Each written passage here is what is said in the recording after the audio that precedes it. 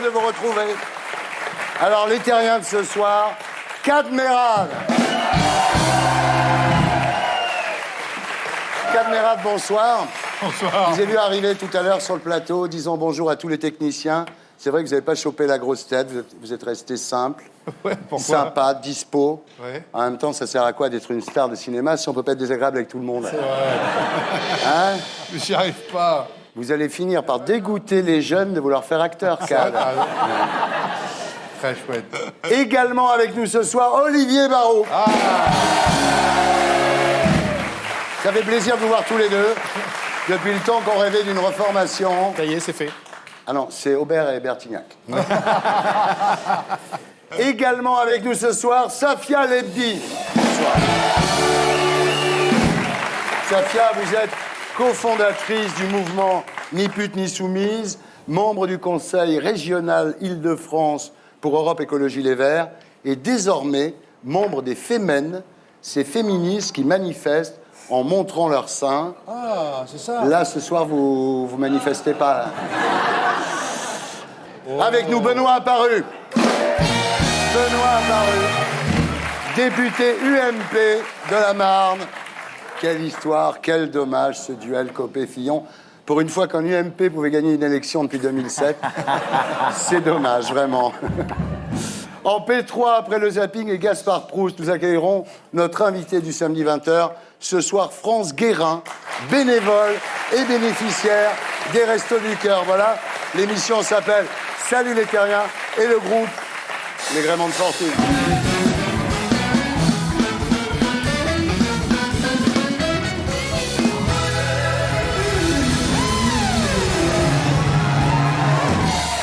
Bien. Arcadé Heureux, bonsoir. Vous êtes ici ce soir pour un film intitulé « Mais qui a retué Pamela Rose ?»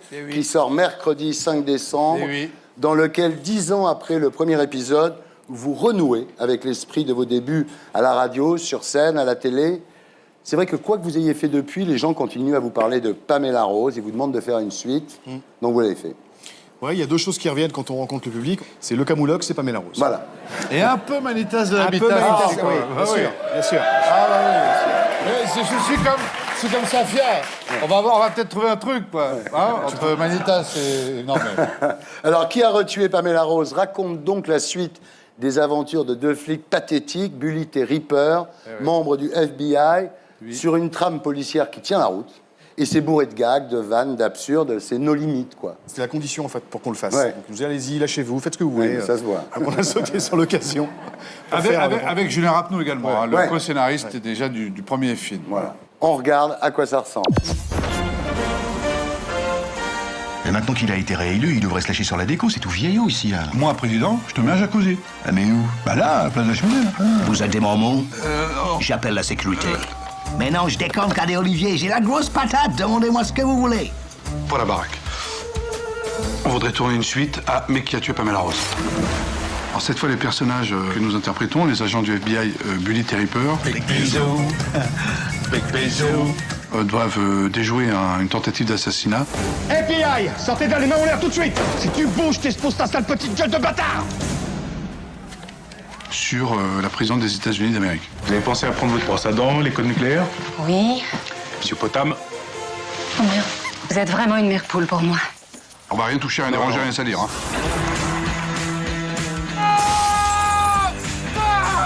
On va aussi avoir besoin de tourner une scène dans votre gros avion, là, Air Force One. S'il vous plaît. Et en ce qui concerne l'armée, on aurait besoin d'une centaine d'hommes des troupes d'élite. 200 hommes des troupes d'élite, ça serait super. À terre. Enfin, allô. Une grosse rêve partie à Guantanamo. Est-ce qu'on peut tourner un dimanche? Ce soir, 20h, grand match de balle aux prisonniers dans la cour. On n'a plus qu'une chose à faire pour sauver la présidente. Une boum?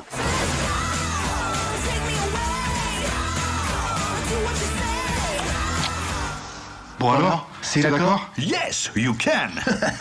Camoulox. Mais qui a retué Pamela Rose? Tata Yo-Yo.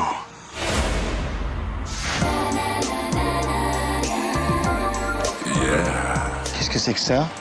Ah, vous inquiétez pas, c'est pour la bande-annonce, là. C'est toujours bien d'avoir des filles sexy dans un film. Ah, ouais.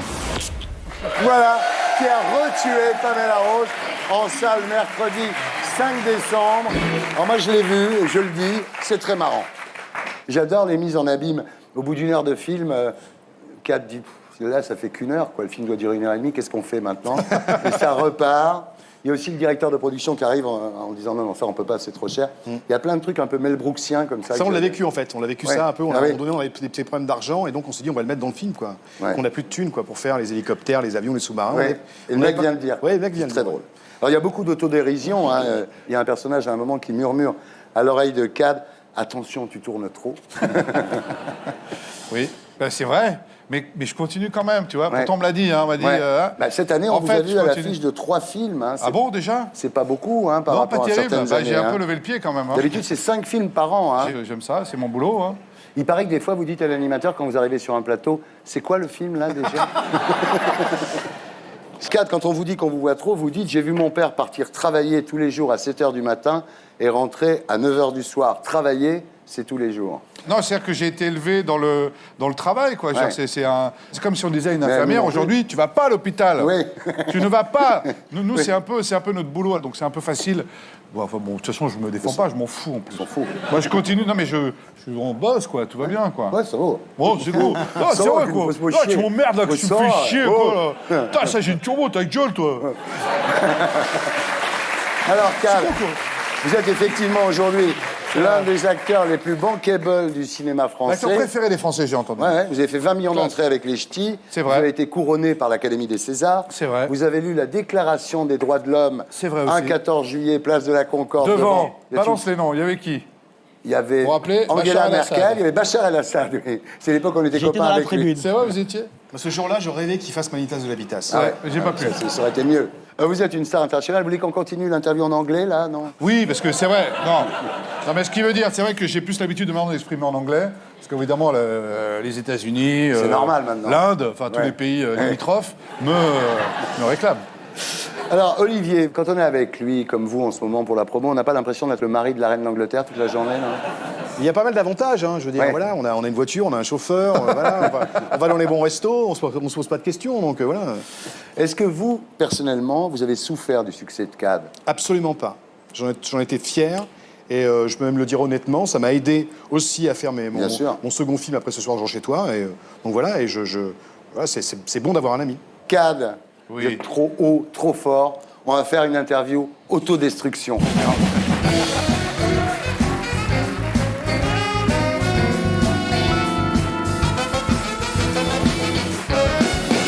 Ça, normalement, c'est pour l'UMP, autodestruction. Oui, pas c'est pour- vrai que j'aurais pu vous la faire à vous. Voyez plus.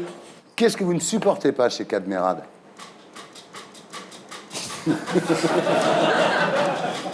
Sa connerie tout le temps, Ouais, j'en tout le peux temps, plus, j'en ouais. peux plus. Sortir des conneries toute la journée pour amuser soit Olivier, soit deux personnes. Ouais, quoi. voilà, ouais. C'est-à-dire de tout le temps chercher... Tout le temps être en représentation, Ouais, en fait. ouais, mais en même temps, j'aime ça, ça C'est m'amuse. comme ça, c'est pour ça que vous êtes là en même temps. Donc je dis des conneries forcément parfois, Bien donc c'est sûr. Mm. chiant, quoi. Il y a du déchet. Quand avez-vous eu envie de gifler Cad Merad pour la dernière fois? C'est horrible, ça. Peut-être hier soir, peut-être. Qu'est-ce que vous avez fait? Bon, je suis un peu sorti, donc j'ai un petit verre, 2 verres, 3 verres, 4 verres, 5 verres, 10 verres, 4 bouteilles, 14. À la fin, tu vois le mec fait « Monsieur Merad, j'ai plus rien à boire !» Oui, parce qu'il avait un accent, le mec. Oui. Il était élevé dans le travail et dans l'apéro. Bah oui, Chez nous, il y avait l'apéro tout le temps. bah oui. Vous buvez de l'alcool, votre Mais père? il boit toujours, d'ailleurs. Hein. Rémi boit de l'alcool. Rémi Mohamed, Rémi Mohamed. un des deux, ça dépend des jours. Oui. C'est-à-dire que je me souviens que on faisait les apéros, c'est vachement important chez moi. Ah ouais. Ah ouais. Midi, soir, matin parfois. Un apéro à 7h du matin. Allez, on prend l'apéro. Mais papa, il est 7h. Ouais, mais oh, ça va, oh. Ah oui, il est 7h. Bon, on attend 8h, d'accord? Pastis, quoi, le Ricard. Bah, c'est Attention. la vie, non? À quelle occasion en avez-vous eu marre d'être Cad Merad? Oh là là. C'est ça, hier soir. Alors donc, hier soir... En rentrant, Oui, parce que bon, elle était très très jeune en fait. Hein. Non, je rigole. C'est une vanne. tiens, justement, C'est la une vanne. prochaine question, c'est à quelle occasion Cad Merad aurait-il mieux fait de fermer sa gueule? À plein d'occasions, mais je sais pas. Ça, tu vas peut-être m'aider. Plein de fois, tu gaffes pas mal de fois. Je fais des gaffes, ouais. Vous en faites des gaffes tout le temps en politique, vous arrêtez pas, vous. Non, mais c'est vrai, vous faites. Alors, en ce moment, on fait que ça, de toute Non, façon. parce que on est toujours en train de s'exprimer et de parler, donc on dit des conneries. Dernière question et non la moindre. Qu'est-ce que Cadmerade aura raté dans sa vie? Oh putain. Ma carrière de batteur. Oui. Et votre coupe de cheveux aussi. Oh, dis donc. Les cheveux, pourquoi les cheveux? Les cheveux, ça va. Tu sais, j'ai des cheveux, en fait. Hein. Ouais, je sais. Mais je les laisse dans les loges tout le temps. En fait, dans les films, vous avez souvent des perruques. Mais j'adore ça, moi. Ouais. On adore se déguiser. Nous, dans Pamela Rose, c'est un festival. Ah oui, c'est un festival de putain. perruques. Parce que de toute façon, on est obligé d'avoir des perruques si on veut des cheveux maintenant. Nous sommes toujours en compagnie de Cadéo, de Safia Lépine et de Benoît Apparu. Alors, Safia, rebonsoir. Bonsoir. Vous êtes donc cofondatrice du mouvement Ni pute ni soumise, membre du Conseil régional d'Île-de-France pour Europe Écologie Les Verts et désormais membre des Femen, ces féministes qui manifestent en montrant leur sein. Pour faire partie des Femen, le premier critère, c'est pas d'être féministe, c'est de pas être frileuse. On n'a pas froid. Ouais.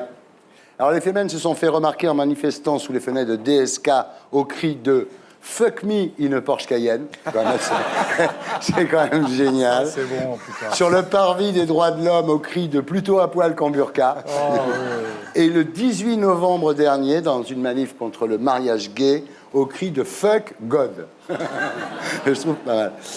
Les Femen, c'est la guerre nue, quoi. Hein. C'est ça le concept. Nos armes, ce sont nos seins. Donc le mode d'action, c'est se réapproprier son corps et l'utiliser comme une arme de guerre. Donc c'est un mouvement ukrainien qui est né après la Révolution Orange. J'étais les voir à Kiev. Je me suis dit, c'est quoi ces filles? C'est extraordinaire. Moi, j'avais fait Ni pute ni soumise. On avait déjà bousculé beaucoup de choses en banlieue. On avait, voilà. Et Femen, pour moi, ça a été une deuxième révolution et un mode d'action qui m'intéressait. Alors vous êtes passé de ni pute ni soumise à ni t-shirt ni chemise, en fait. Pour apprendre aux femmes à faire face aux flics et aux maris violents, les Femen ont des camps d'entraînement.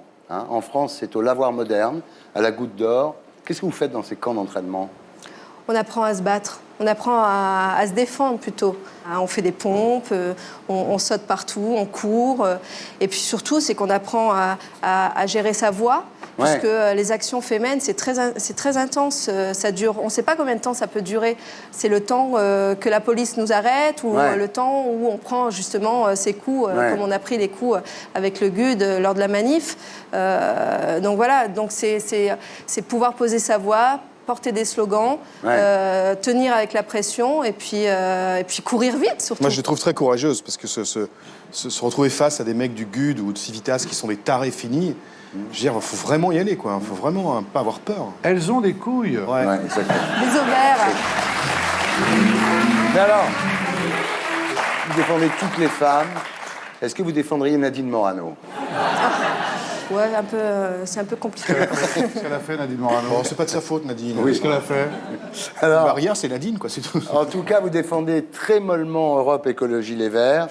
Vous dites, comme ils sont divisés sur les grands problèmes, le féminisme, la laïcité, et même l'écologie, ils ne parlent de rien de peur que ça explose, de peur d'ouvrir la boîte de Pandore. C'est-à-dire que vous appartenez à Europe Écologie Les Verts, mais en fait, c'est pas trop votre cam. Les militants Europe Écologie, il y en a une grande partie qui sont d'accord avec moi. Après, c'est la direction qui a un autre discours. Et c'est ce que j'ai envie de faire, c'est de pouvoir montrer que être féministe, laïque, antiraciste, c'est la ligne sur laquelle il faut garder. On n'a pas d'autre ligne, on n'a pas d'autre choix. Avec la montée du Front National, à la montée du fascisme en Europe, on n'a pas d'autre choix. Attendez, mais pourquoi vous les quittez pas? Ailleurs, c'est pire, je crois. Ben non, vous adorez Mélenchon, vous dites il construit une gauche sociale, laïque, écologiste, féministe, je me reconnais pleinement en lui. Mais pourquoi vous n'allez pas au front de gauche? Parce que ça fait évoluer les lignes dans mon parti. Ah. Et c'est ça qui Vous voulez voir Eva Joly à poil, quoi. Ouais, j'aimerais bien. Et Hollande, vous pensez qu'il fait des choses pour la condition des femmes? Peut-être faire un truc pour sa femme, déjà. Ouais, déjà. Hollande, moi j'attends de voir. Là, il y a eu la journée internationale des violences faites aux femmes le 25 novembre. Donc c'était sa première sortie politique sur cette question-là. Bon, ben c'est timide, c'est des questions. Hollande, hein, ouais, oui. c'est de dire on va faire 5000 hébergements de places d'hébergement d'urgence pour les femmes qui sont victimes de violences. Il y a de plus en plus de femmes dans la rue, il y a de plus en plus de femmes seules avec des enfants qui ont besoin de logement. Eh ben, moi j'aimerais entendre un discours sur le logement plus clair. Bien, François, si tu nous regardes.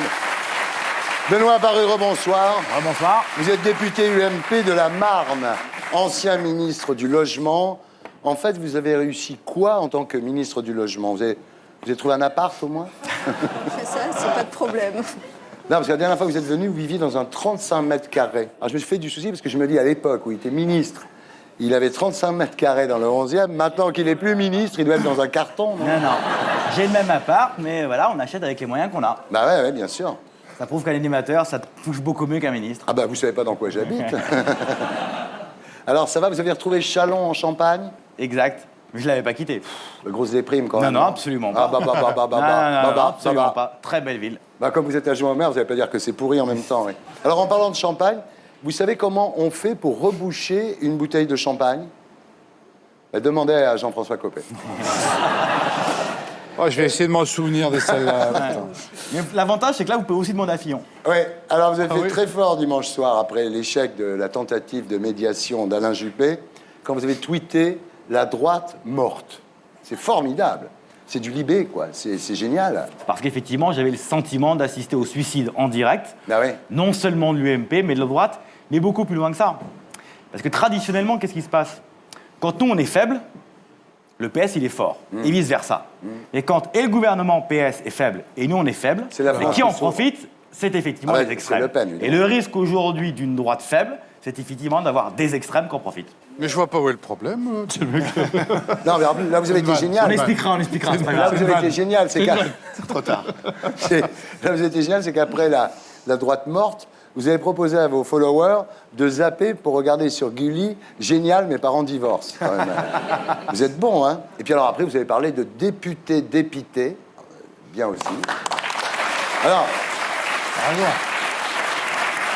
vous n'avez pas vu la dernière de Copé pendant que vous étiez au maquillage.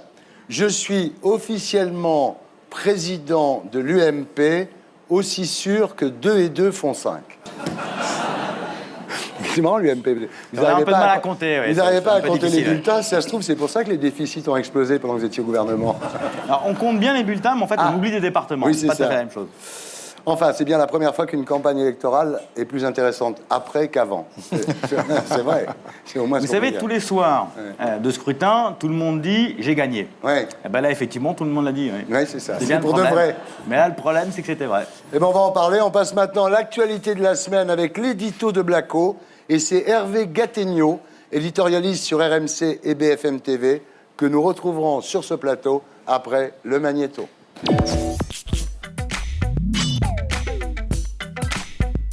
Après KDO, Eric et Ramzy, Omar et Fred, le nouveau duo comique qui cartonne, c'est Fillon et Copé. Leur petit numéro de frères ennemis qui se disputent devant les caméras fait bien marrer les Français. Je demande à Jean-François Copé une nouvelle élection par les adhérents. Mais dans le fond, il n'y a pas de quoi rire. En 2008, lors du congrès socialiste à Reims, on s'était déjà bien marré quand Martine Aubry et Ségolène Royal s'accusaient réciproquement d'avoir triché. Et voilà qu'aujourd'hui, Fillon et Copé nous refont exactement le même numéro à l'UMP. Quand les leaders des deux partis qui se partagent le pouvoir en France sont prêts à tricher pour se faire élire, c'est un problème d'éthique. Ça veut dire qu'ils n'ont aucun respect pour leurs électeurs. Du coup, comment voulez-vous qu'ils respectent le vote des Français lors des scrutins nationaux ? En 2005, par exemple, le PS et l'UMP ont appelé à voter oui au référendum sur le traité européen. Nous dirons tous oui. Pourtant, les Français ont voté non. Eh bien, 3 ans plus tard, le PS et l'UMP, réunis en congrès à Versailles, ont voté le traité de Lisbonne qui rétablissait ce à quoi le peuple avait dit non. Mais bon, ça ne sert à rien de dramatiser. En 2008, le PS a failli exploser et aujourd'hui, tout est oublié. D'ici quelques mois, ce sera sans doute la même chose pour l'UMP et tout recommencera comme avant. Simplement, il ne faut pas s'étonner quand les sondages nous révèlent que 80% des Français ne font plus confiance aux partis politiques. Voilà, c'était l'édito de Blacko, mise en image de Julien Grappe. Hervé Gattegno, bonsoir. Vous êtes éditorialiste sur RMC et BFM TV. Bienvenue parmi nous, Hervé. Alors finalement, le plus choquant dans ce duel Copé-Fillon, c'est qu'il ne s'agit même pas d'une fracture idéologique, c'est-à-dire la droite du parti contre la gauche du parti, mais uniquement d'ambition personnelle, parce que Copé est plus à droite, mais Raffarin, il est avec Copé, et Fillon, lui, il est avec Ciotti. Donc on ne peut même pas parler de rupture idéologique. Ce qui est choquant également, c'est que Nicolas Sarkozy, qui est quand même membre du Conseil constitutionnel, qui est un sage, descende dans l'arène pour s'occuper des misères de son parti. Ça, c'est pas très bien. Je ne sais même pas si c'est autorisé. Alors voilà, et en plus, ça marche pas, sa médiation. Ce qui est pire que tout. C'est-à-dire que Sarko n'est pas arrivé à siffler la fin de la récré, quand même. Hein. Mais revenons sur le Conseil constitutionnel. Il n'est pas descendu dans l'arène, il n'a pas fait un communiqué de presse, il n'a pas parlé à la télé pour dire faites ça. Il l'a fait ou pas? Non. Bon. Il a menacé de le faire. Il a menacé. C'est pas la même chose, mais il semblerait effectivement qu'il n'ait pas encore été entendu. Ça discute hors des caméras maintenant. Et pour une fois, effectivement, on a l'intelligence de discuter hors caméra, ce qui peut peut-être nous faire avancer un peu. Ça vous a choqué, cette histoire, vous? En fait, on s'en fout un peu. J'habite dans un quartier populaire, les Français, ils s'en foutent. Et la seule chose le risque, c'est la montée des extrêmes, parce que, voilà, il n'y a pas de chef, et si la droite commence à se casser la gueule, en même temps, elle a fait le jeu pendant plus de 5 ans d'avoir un discours d'extrême droite.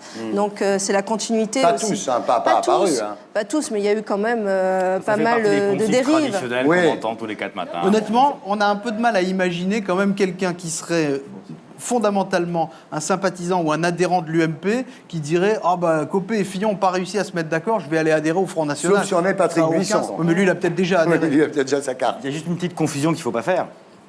Je suis à peu près convaincu qu'il n'y a pas un adhérent de l'UMP qui ira au Front National. Ouais. Ah bon.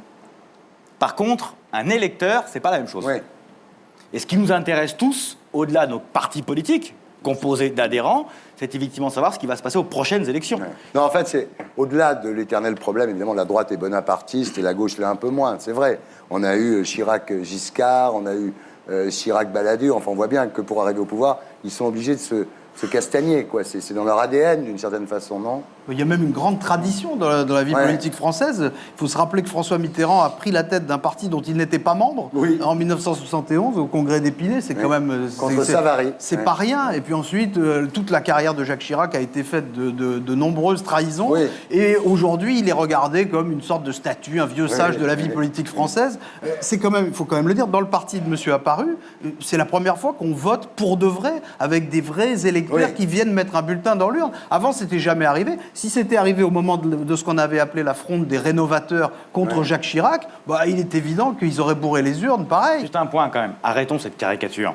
À l'UMP, nous avons eu 600 bureaux de vote. Il y en a 3 qui posent problème. Alors je veux bien qu'on nous parle d'une fraude caractérisée, généralisée, mais enfin, a priori, 3 bureaux de vote sur 600, ça fait quand même un pourcentage assez infinitésimal. Mais il se trouve que quand vous avez 3 bureaux de vote à problème et 100 voix d'écart, ben ça vous change le vainqueur. Ce qui est quand même très troublant, c'est que François Fillon, dans une interview quelques jours avant le vote, dit « Oh là là, j'ai peur qu'il y ait de la triche ». Et Jean-François Copé lui répond « Ah oui, moi aussi, et surtout à Nice ». Bon, et quelques jours plus tard, on vote, et qu'est-ce qu'on découvre? Qu'il y a eu de la fraude et que tout le monde a l'air de regarder vers Nice. Bon, c'est bizarre, on a l'impression qu'ils le savaient avant, donc peut-être qu'ils auraient pu l'empêcher. Olivier, pourquoi est-ce qu'il est normal qu'il y ait eu les élections entre Copé et Fillon alors que Copé avait les clés du parti?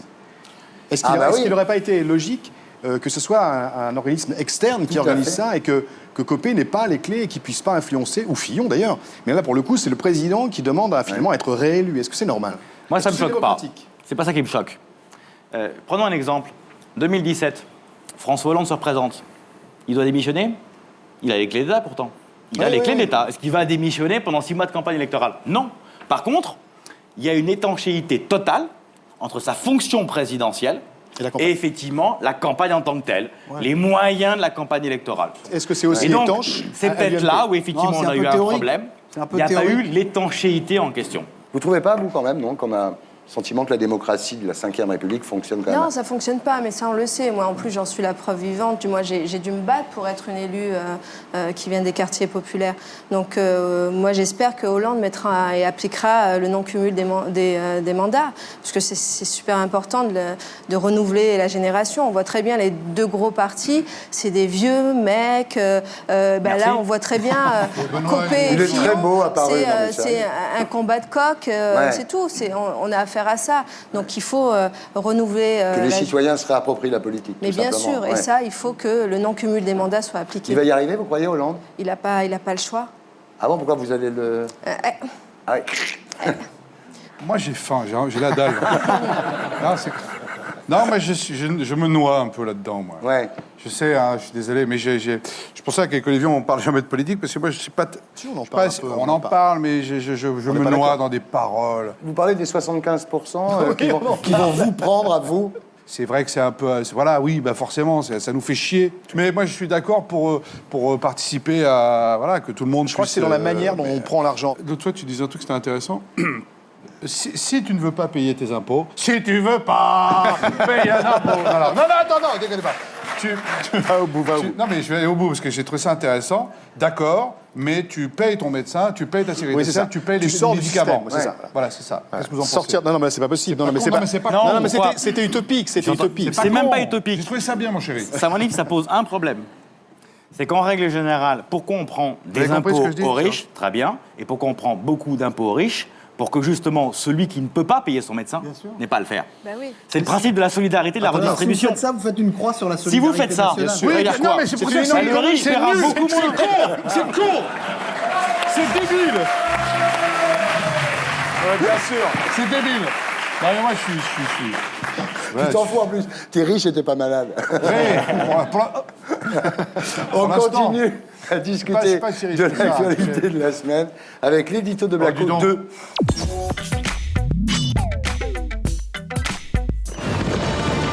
Cette semaine, Arnaud Montebourg voulait choper Lakshmi Mittal par le col du veston pour le raccompagner à la frontière.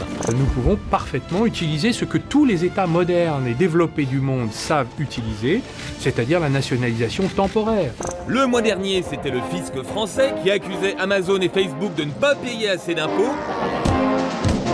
Décidément, en ce moment, la France roule des mécaniques. Mais sommes-nous vraiment de taille à tenir tête aux grandes multinationales? Car comme tous les géants sûrs de leur force, les multinationales n'ont peur de personne. Aux États-Unis, par exemple, Amazon a obtenu l'annulation d'une dette de 200 millions d'euros au fisc, rien qu'en menaçant de supprimer tous les emplois dans l'État du Texas. Attendez-vous à ce que tout change. Encore un peu plus. En France, pareil. Quand Montebourg hausse le ton avec Mittal, celui-ci menace de licencier les 20 000 personnes qu'il emploie dans notre pays. Et quand le fisc français réclame de l'argent à Google, la plateforme de recherche menace de ne plus référencer les sites français. Alors, la France doit-elle baisser son froc devant les multinationales? Parfois, faut savoir mettre sa fierté de côté. Regardez l'Irlande et le Luxembourg. Pour faire plaisir aux multinationales, ils ont baissé les taxes sur les sociétés. Résultat, Facebook et Google ont leur siège européen à Dublin, tandis qu'Amazon et Apple sont installés au Luxembourg. Exactement comme Mittal qui lui aussi a son siège au Luxembourg. Alors forcément, nationaliser Florange, ce serait comme replanter le drapeau tricolore sur les hauts fourneaux de Lorraine. Une attitude carrément plus glamour que celle de Jospin qui, en 2002, conseillait aux ouvriers de se résigner.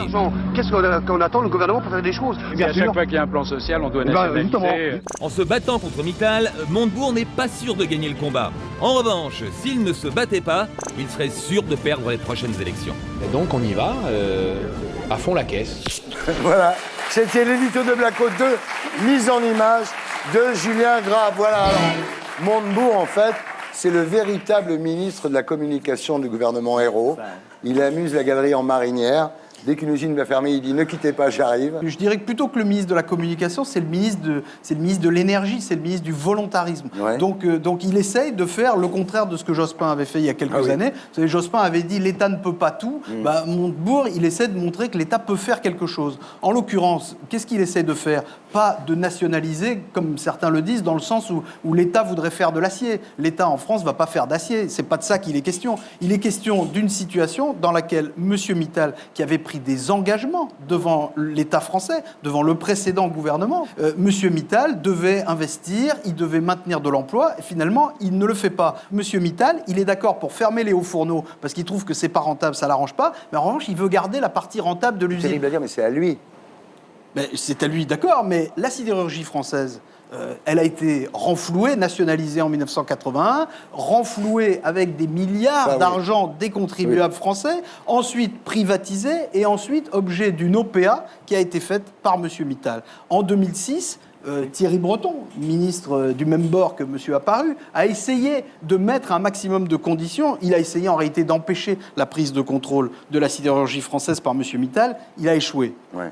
Mais néanmoins, M. Mittal a pris beaucoup d'engagements. Ces engagements n'ont jamais été respectés. Or, la loi française et le Conseil constitutionnel permettent de faire des nationalisations temporaires. Oui. C'est ce que Nicolas Sarkozy a fait pour Alstom il y a quelques années, et ça a permis de sauver Alstom. Bien sûr, non mais Obama l'a fait, Cameron l'a fait en Angleterre. Oui, mais même en France, Nicolas Sarkozy l'a fait. Ce qui me pose problème avec Montebourg, c'est quoi? C'est autre chose.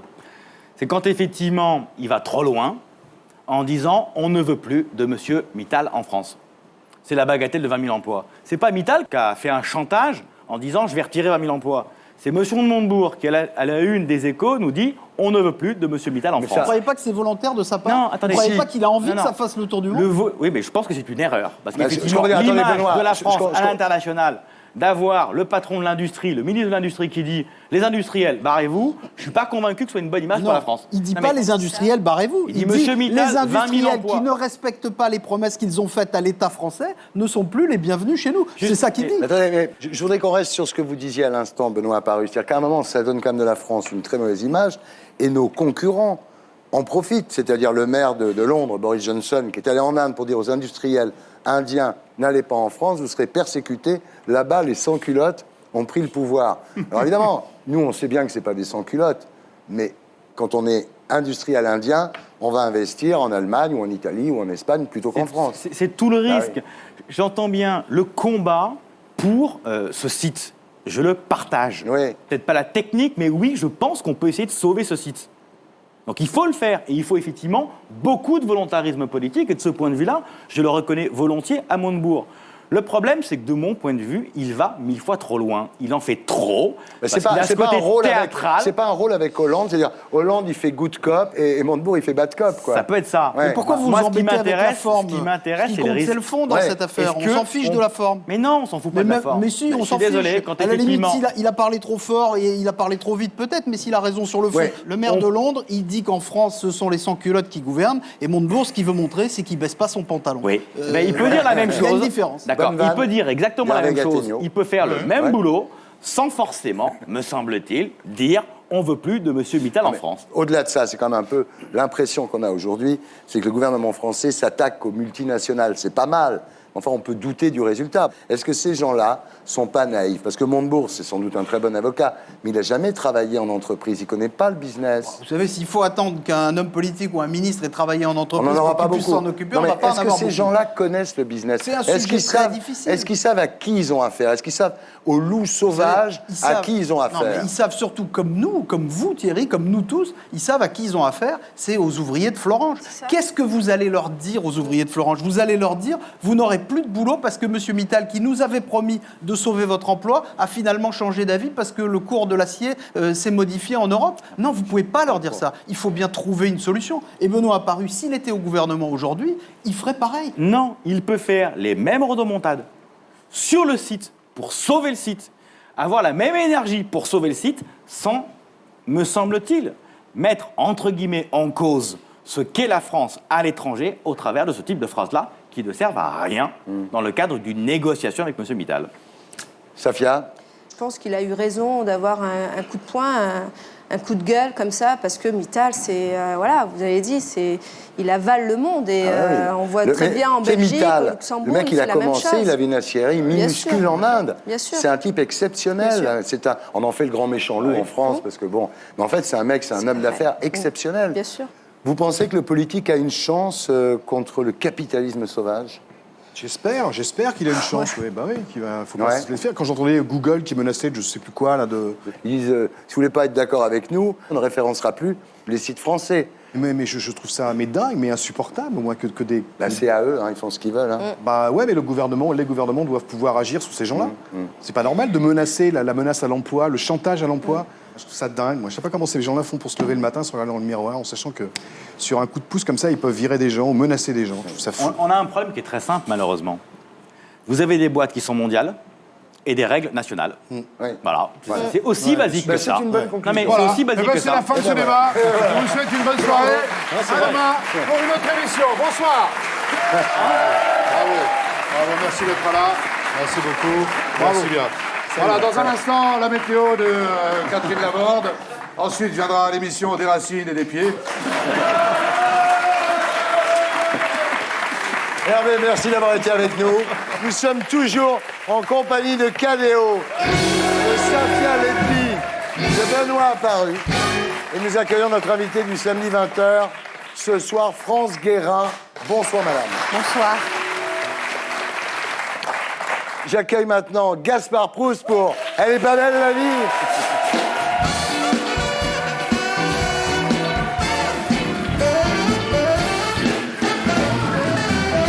Bonsoir.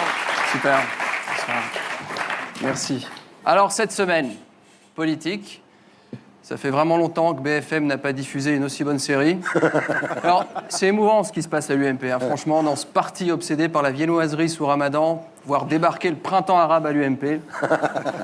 Après le coup du sirocco, le coup de la cocoë.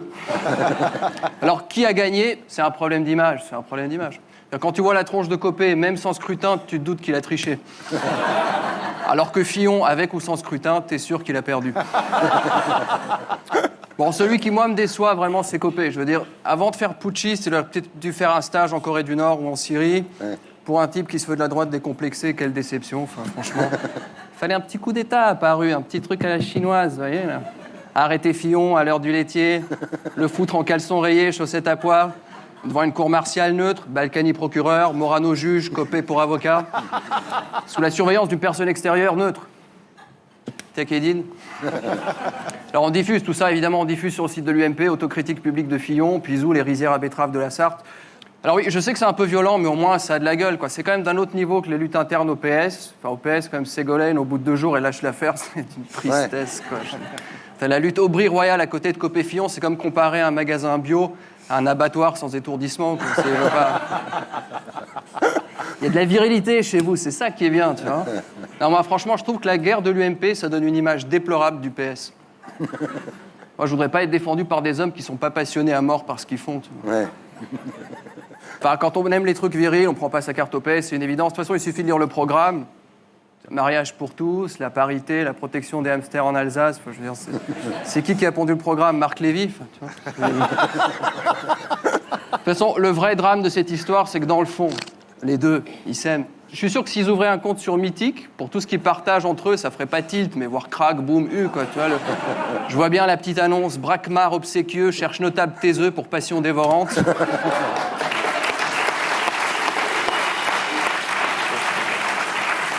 Rapport actif-passif apprécié. Alors vous me direz en même temps, la France, mais qu'est-ce qu'on s'en fout de la France, c'est bon, quoi. Elle a vécu, elle vivra, c'est pas... Quand on voit le sujet économique majeur, je crois que vous en avez parlé tout à l'heure, c'était Mittal, quoi, les gars qui tapent sur la tôle. Et Montebourg qui va sauver ça, ben voyons, c'est... T'imagines la rencontre entre Montebourg et Mittal? C'est vous le mec à la marinière et au mixeur, là? Non, moi je veux pas parler au type du téléachat, quoi. Montebourg qui dit qu'il va nationaliser, l'autre il éclate de rire en voyant Captain Igloo s'énerver. Il dit non, c'est pas. Mais non, voyons Arnaud, quoi, je veux dire. Mais moi je sais pourquoi il nationalise, c'est pour récupérer Pulvar, c'est évident. Mais ouais, moi aussi je vais te prouver que je peux faire des achats somptuaires, quoi. Tu verras, moi je suis national, tu vois, ça y est, quoi, je suis un mec, quoi. Arrête, lâche-moi la grappe, quoi. C'est beaucoup dans le silence que je fais, vous savez. De toute façon, la prochaine étape, c'est quoi? C'est nationaliser les Inrocks. C'est bon. Après Montebourg, Mittal a été reçu à l'Élysée. Ah, c'est sûr qu'en face de René Coty, là, Lakshmi va se faire dessus, quoi. Ce pays n'a plus aucune dignité, franchement. Se faire emmerder par un ferrailleur avec une tronche de vendeur de roses, quoi, c'est...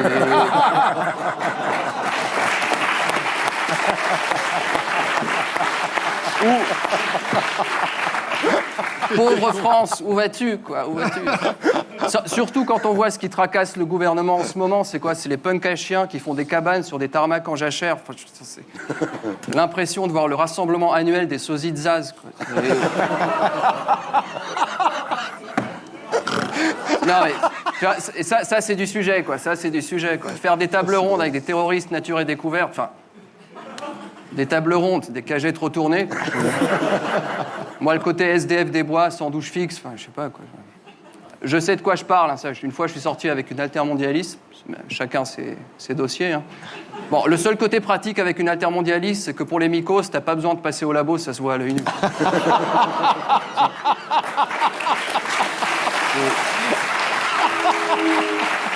Voilà.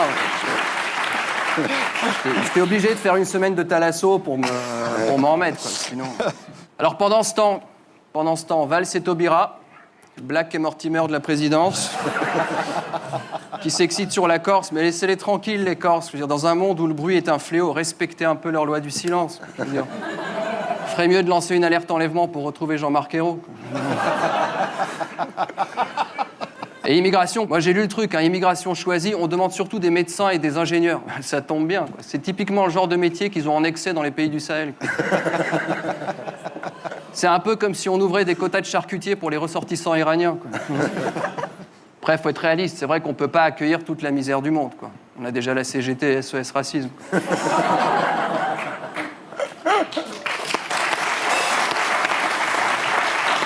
Alors, l'Europe va mal, pas partout, il reste encore Erasmus pour sauver l'Europe. Ce très beau truc, là, une Française avec un nom espagnol qui se fait enlever par un Français d'origine marocaine roulant vers l'Allemagne. Heureusement qu'il y a encore des gens qui se battent pour le marché commun, quoi, tu vois. Après le covoiturage, le coffraturage. Alors, ok, bon, le type, il a quelques petits problèmes pulsionnels à régler, mais quand même, moi j'ai vu la voiture, le coffre, c'était pas le coffre d'une panda, quoi. C'était une bonne berline. Et puis bon, le type royal, quoi, il lui a payé tous les péages, donc grand seigneur, tu vois. Et la fille, un peu plus ingrate, quand même, je dois dire. J'ai vu l'interview quand elle est revenue d'Allemagne. Pour un séjour d'1 semaine, elle n'a pas appris un mot, quoi. C'est quand même, à un moment, faut être... to give, to get, quoi. À propos de santé, à Grasse, un violeur s'est fait poignarder par sa victime. Ça, c'est terrible, hein. Voilà ce que ça fait, faire l'impasse sur les préliminaires.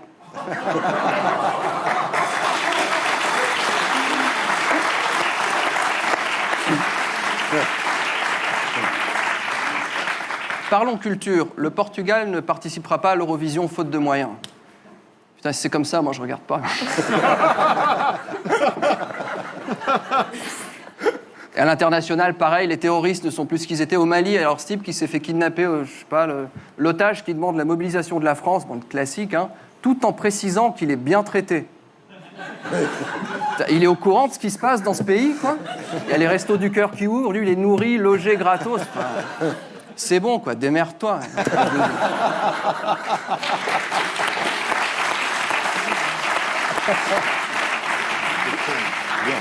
Peut-être faudrait-il songer à terminer par une bonne nouvelle. Ce sans-papier qui vient s'annoncer à la préfecture et qui se fait dénoncer par une fonctionnaire zélée aux flics. Même sous les socialistes, le service public reste attaché au devoir de mémoire. Alors, pas belle la vie ?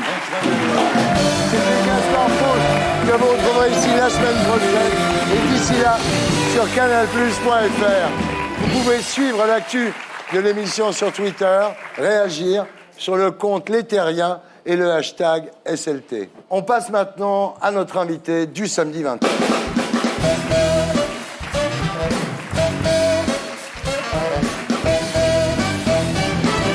Mais vous avez pas de problème avec les voisins?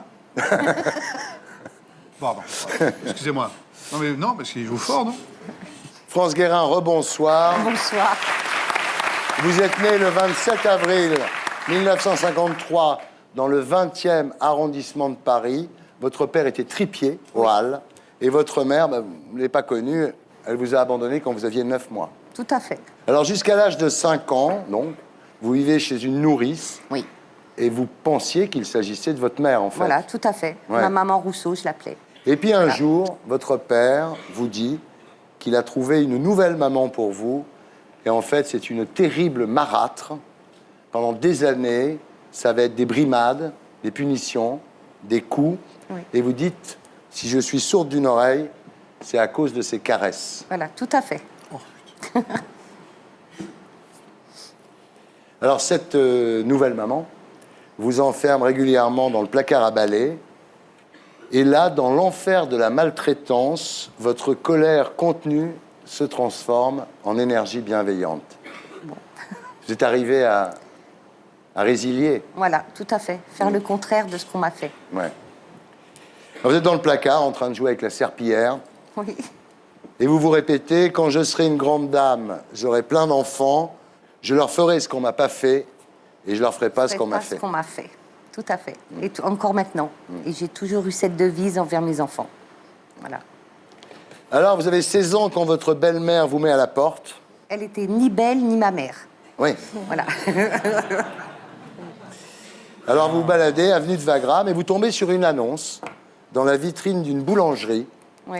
Recherchons d'urgence une vendeuse nourrie, logée. Et vous y allez, et Bien on vous sûr, prend. au culot. Voilà.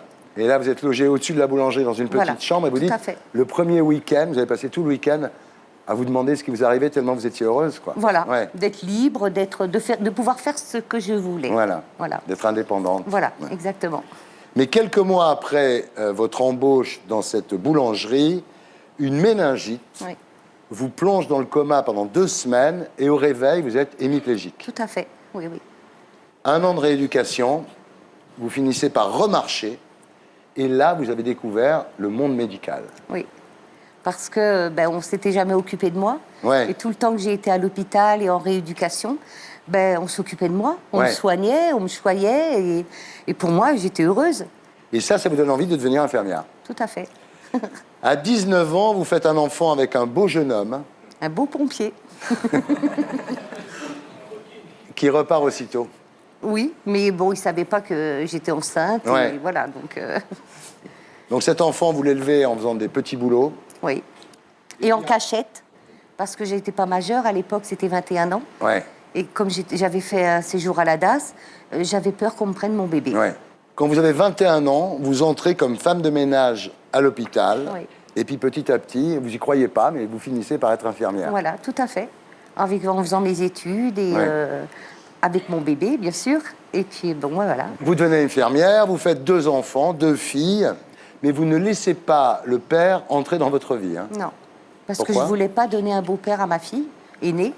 Parce que pour moi, Oui. beau-père, belle-mère, ça voulait dire Vous l'horreur. étiez vacciné, oui. Alors à 33 ans, vous rencontrez un homme avec qui vous décidez de vous marier. Et comme vous ne pouvez plus avoir d'enfant à ce moment-là, Voilà. vous décidez d'adopter. Voilà, tout à fait. Et là, vous êtes extraordinaire. C'est que vous adoptez 2 enfants trisomiques. Non, mais il faut pas dire ça. Parce que je crois que c'était pour me réparer moi. C'est presque de l'égoïsme. Je voulais des enfants différents parce que j'avais toujours été différente des autres. Ouais.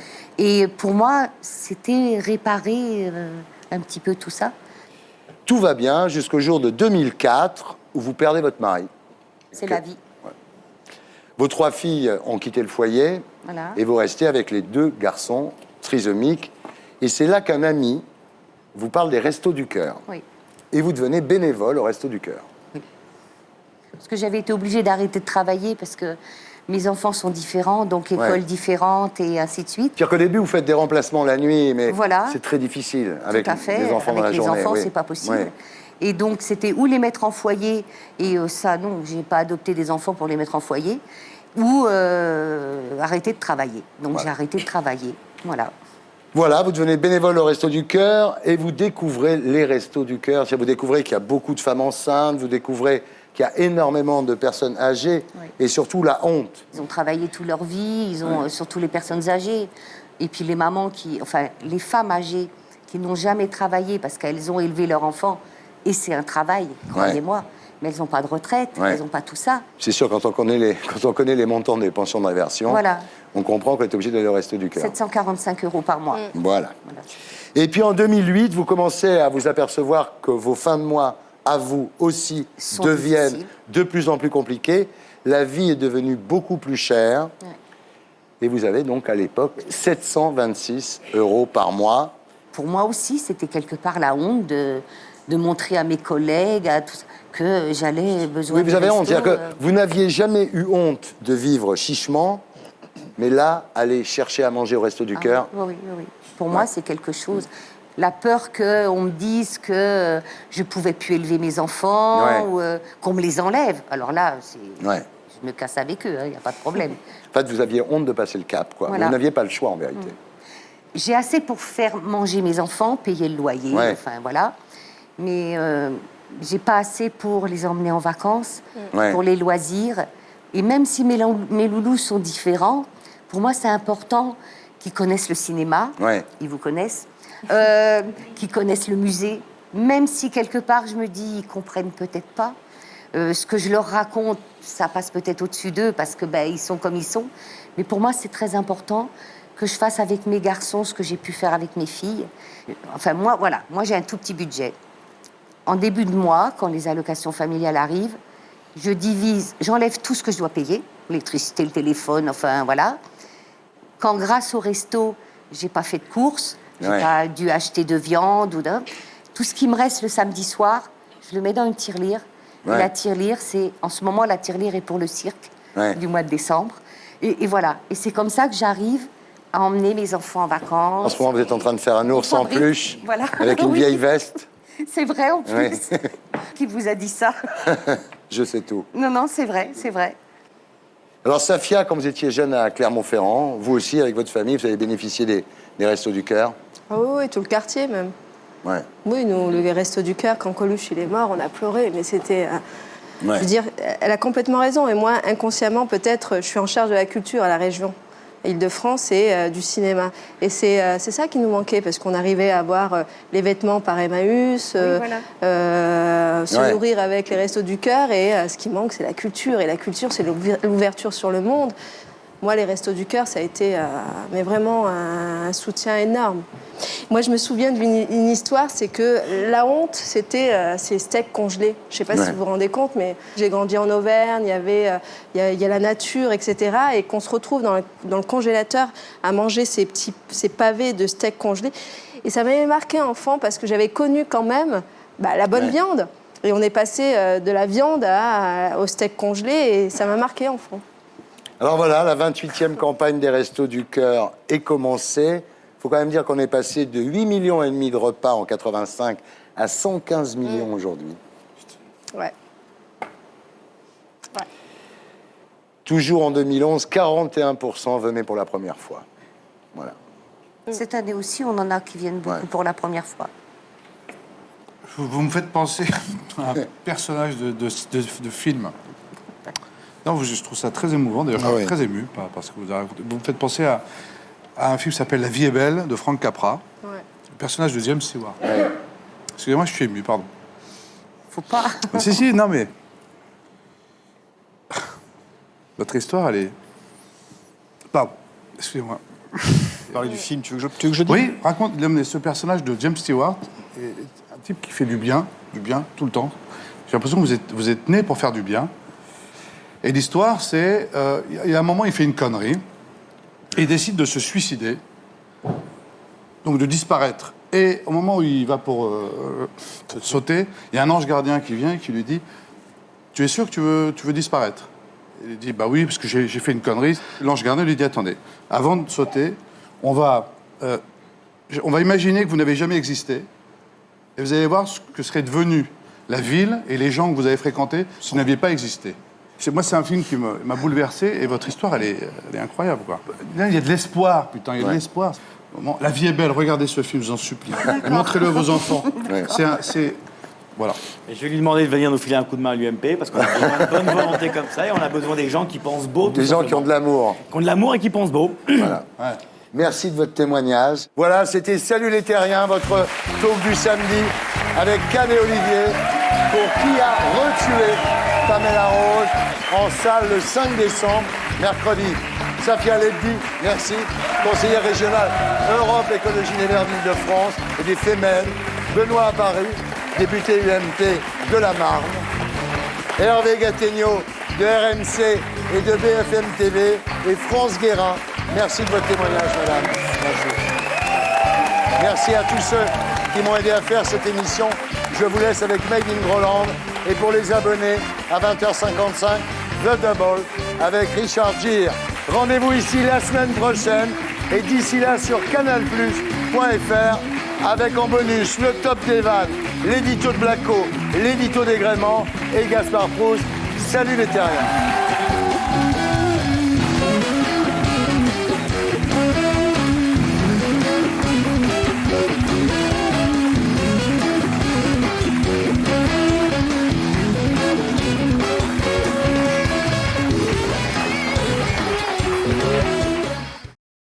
Et pour être sûr de ne rien rater de Inarditube, abonnez-vous et mettez un pouce bleu.